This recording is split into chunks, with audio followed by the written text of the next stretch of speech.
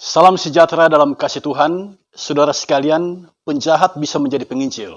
Mari kita belajar dari Galatia pasal 1, ayat 11 sampai ayat yang ke-24. Sebelum kita membaca bagian Alkitab ini, mari kita berdoa. Ya Allah sumber hikmat, saat ini kami mau belajar dari firman-Mu. Tuntun kami dengan kuasa-Mu. Di dalam nama Tuhan Yesus, kami berdoa. Amin.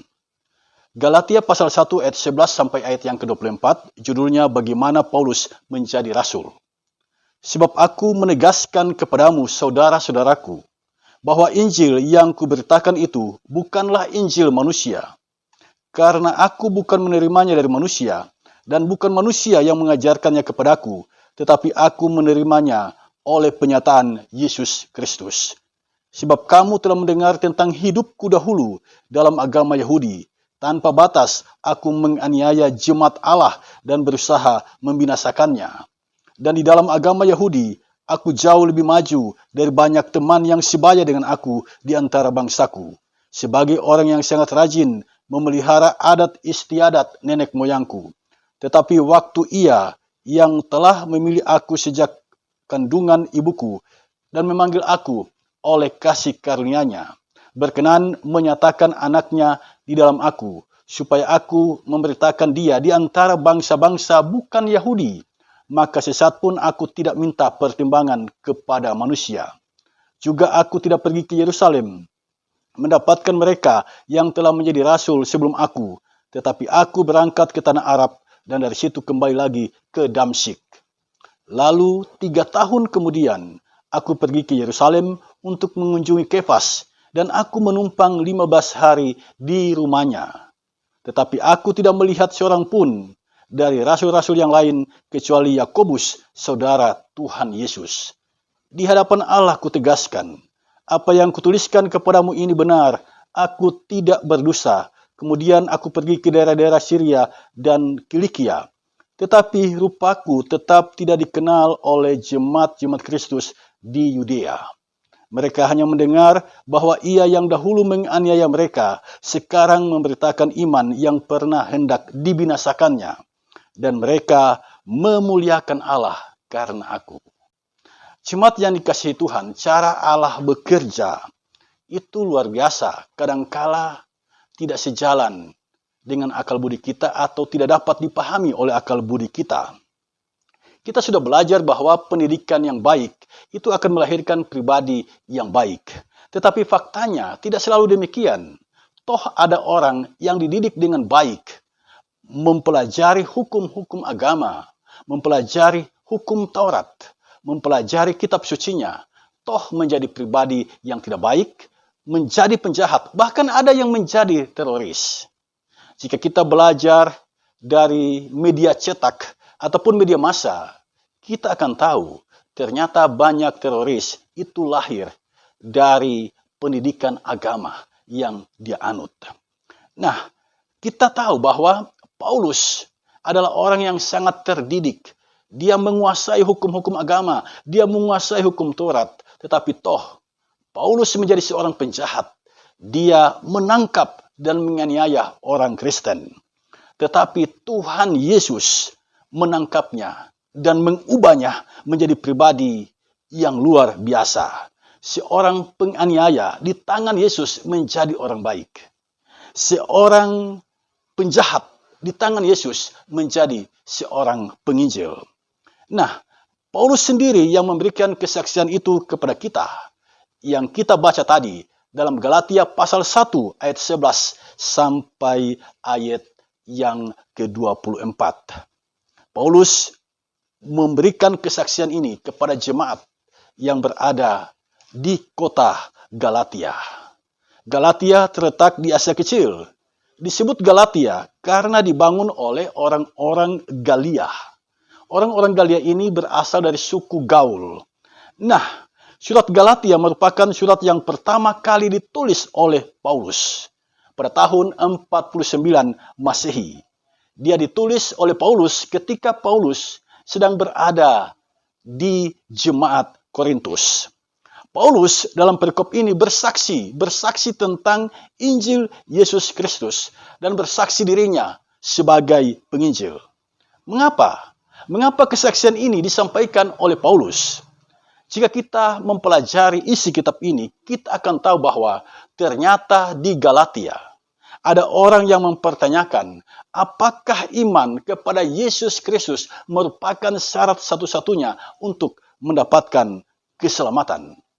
Menjawab pertanyaan ini, Paulus menulis surat ini. Dalam ayat 11 sampai ayat yang ke-12 kita membaca, Paulus menyebut kata Injil yang diterjemahkan dari sebuah kata dalam bahasa Yunani, Evangelion, artinya kabar baik.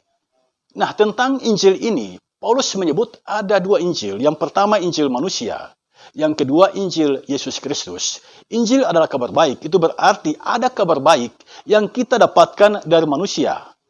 Ada kabar baik yang kita dengar dari manusia, dan itu melegakan hati kita. Tetapi ada juga kabar baik yang berasal dari Yesus Kristus Tuhan kita. Ini bukan hanya melegakan, tetapi lebih dari itu. Kabar baik ini akan menjadi jaminan bagi kita bahwa setiap orang yang menerima dan mengikuti serta mentaati kabar baik ini, dia akan hidup bersama dengan Yesus di sorga yang penuh dengan kemuliaan itu. Jadi kalau Injil manusia atau kabar baik dari manusia, itu fana adanya, itu sementara sifatnya. Tetapi kabar baik yang bersumber dari Tuhan Yesus, itu abadi adanya, dan memberikan sebuah kepastian, setiap orang yang percaya kepada Yesus Kristus, dia tidak binasa, melainkan beroleh hidup yang kekal. Nah, Injil itu, Paulus terima dari Tuhan Yesus. Ini menarik saudara sekalian. Dia menerima Injil itu ketika dia sedang menjalankan aktivitasnya sebagai seorang yang mau menganiaya orang Kristen. Yesus menangkap dia. Yesus menjumpai dia, memperkenalkan dirinya, memanggil dia menjadi seorang penginjil. Ketika dia sedang menjalankan niat jahatnya, mau menganiaya orang Kristen. Sungguh luar biasa Tuhan kita. Ketika orang itu berada dalam kejahatannya, melakukan kejahatan, Tuhan menjumpai dia, mengetuk pintu hatinya, menyapa dia dengan penuh kasih, dan pada akhirnya orang ini berubah. Itulah Paulus. Nah, dalam ayat 13 sampai ayat yang ke-14, Paulus menggambarkan kehidupannya yang dulu, bahwa dia adalah seorang yang beragama. Jadi dia bukan seorang ateis, bukan orang yang tidak beragama, tetapi dia adalah seorang yang sangat beragama, bahkan sangat fanatik dalam agamanya. Itulah agama Yahudi, yang kitab sucinya adalah Perjanjian Lama. Nah, Paulus mengakui bahwa tanpa batas, perhatikan kalimat ini, tanpa batas dia menganiaya jemaat Allah. Jadi semangat untuk membinasakan, semangat untuk menganiaya orang Kristen, itu berkobar-kobar di hati Paulus. Jadi tujuan dari Paulus adalah mau membinasakan jemaat Allah, mau membinasakan kekristenan dari muka bumi ini. Nah, Paulus bukan orang sembarangan. Dia adalah orang yang saleh, yang sangat menekuni hukum-hukum agama, yang sangat menekuni kitab suci. Bahkan di sini dia bilang bahwa dia lebih daripada teman sebayanya. Dia sangat rajin memelihara adat istiadat nenek moyangnya. Jadi dari sisi agama, Paulus hebat. Dari sisi kesalehan pribadi, Paulus luar biasa. Dari sisi ketekunan mendalami kitab suci, dia adalah orang yang benar-benar tekun di dalamnya. Nah, perhatikan ayat 15 sampai ayat yang ke-19. Di sini kita melihat kasih karunia Tuhan Yesus. Kasih karunia yang diberikannya kepada Paulus. Dan pada akhirnya Paulus menyebutkan di sini bahwa Tuhan Yesus telah memilihnya sejak dari dalam kandungan. Hal ini mengingatkan kita ketika Tuhan memanggil seorang nabi yang bernama Yeremia. Di situ Tuhan mengatakan bahwa Dia telah memilih Yeremia sejak dari dalam kandungan. Ini menjadi sebuah tanda awas bagi kita agar yang namanya di dalam kandungan itu harus kita jaga. Jangan dilakukan aborsi, sebab kehidupan itu sesungguhnya berawal sejak dari dalam kandungan. Bayangkan jika Tuhan telah memilih seseorang sejak dari dalam kandungan, dan engkau punya rancangan jahat untuk mengaborsi. Bukankah itu sebuah kejahatan yang luar biasa? Nah, di sini Paulus mengatakan bahwa Tuhan telah memilihnya sejak dari dalam kandungan. Jadi apapun orang itu, jika Tuhan sudah memilihnya, dia pasti akan berubah. Dia pasti akan menjadi orang yang bermanfaat, yang berguna bagi isi dunia ini. Jadi di sini Paulus menyebutkan bahwa dia dipanggil oleh kasih karunia. Untuk apa? Paulus dipanggil, bukan sembarang dipanggil, tetapi ada tujuan. Di sini Paulus mengatakan, tujuannya adalah memberitakan Injil di antara bangsa-bangsa bukan Yahudi. Jadi kalau para rasul berkonsentrasi pada orang Yahudi, dan ada juga yang di luar Yahudi, tetapi khusus untuk Paulus, dia dipanggil untuk memberitakan Injil bagi bangsa-bangsa, bagi bangsa-bangsa non-Yahudi. Karena itu, setelah dia dipanggil oleh Tuhan Yesus, Paulus tidak pergi ke Yerusalem menjumpai para rasul. Tidak. Meminta restu mereka. Tidak. Setelah dia dipanggil oleh Tuhan Yesus menjadi seorang penginjil, Paulus langsung melaksanakan tugasnya. Dari Damsyik, dia pergi ke Arab Saudi. Di Arab, dia menginjil selama 3 tahun. Luar biasa. Semangat yang dimiliki oleh Paulus setelah dia dipanggil oleh Tuhan menjadi seorang penginjil. Kemudian setelah 3 tahun, dia baru pergi ke Yerusalem dan tinggal selama 15 hari di rumah Kefas atau Simon Petrus. Dan Paulus tidak berjumpa dengan rasul yang lain. Selain Kefas, Paulus melihat ada Yakobus, saudara Tuhan Yesus di sana. Yang lain kemana? Kalau kita membaca sejarah, ternyata ada penginjil yang ke arah timur, namanya Thomas. Dia menginjil, dalam tradisi dikatakan dia menginjil sampai ke tanah India. Kemudian ada Andreas yang juga menginjil ke tanah Eropa. Dan beberapa murid yang lain, beberapa rasul yang lain, melaksanakan tugas penginjilan di luar tanah Yerusalem. Nah, saudara sekalian, sekarang mari kita arahkan kita pada ayat yang ke-20 sampai ayat yang ke-24. Paulus menegaskan di sini apa yang ditulisnya ini adalah benar. Mengapa Paulus sampai mengatakan seperti ini? Karena ada orang yang meragukan kerasulannya. Ada orang yang sangat ragu, apakah Paulus ini benar-benar telah bertobat? Apakah Paulus ini benar-benar serius dengan keyakinannya yang sekarang? Karena itu Paulus menegaskan apa yang ditulisnya ini adalah benar. Dan ini juga untuk menjawab keraguan, ada orang yang mengatakan dia tidak bisa dikatakan rasul karena dia bukan murid langsung dari Tuhan Yesus. Paulus menjawab itu bahwa dia telah dijumpai oleh Tuhan Yesus dan kesaksiannya ini adalah benar. Dia katakan, dia tegaskan ini di hadapan Tuhan Allah. Jadi Paulus tidak bersumpah, tetapi dia berani menegaskan apa yang dikatakan itu di hadapan Tuhan Allah. Paulus setelah itu menginjil ke luar tanah Israel, dia pergi ke Syria, dia pergi ke Kilikia. Dan hal ini melahirkan sukacita bagi umat Allah yang berada di kota Yerusalem, di tanah Yudea. Nah, setelah kita mendengar ulasan kebenaran firman Tuhan ini, apa pelajaran yang dapat kita petik dari dalamnya? Yang pertama, di dunia ini ada banyak kabar baik. Tetapi kabar baik itu tidak semuanya abadi. Kabar baik yang disampaikan oleh manusia itu fana sifatnya. Tetapi kabar baik yang dari Yesus Kristus itu abadi adanya dan memberikan sebuah kepastian yang percaya kepadanya beroleh hidup yang kekal. Itulah Injil Yesus Kristus yang diberitakan oleh para rasul dan semua pewarta Injil, semua pelayan Tuhan di muka bumi ini. Berimanlah sungguh-sungguh kepada Yesus, itulah kabar baik yang disampaikan kepadamu. Setiap orang yang percaya kepadanya tidak binasa, melainkan beroleh hidup yang kekal. Yang kedua, kesalehan pribadi tidak berguna tanpa beriman kepada Yesus Kristus. Lihatlah Paulus. Dia orang yang saleh dalam agamanya, agama Yahudi. Tetapi semuanya itu tidak berguna sebelum dia jumpa dengan Tuhan Yesus. Walaupun Paulus begitu taat mempelajari hukum Taurat, mempelajari peraturan agama Yahudi, mempelajari peraturan nenek moyang. Tapi toh semuanya itu tidak berguna.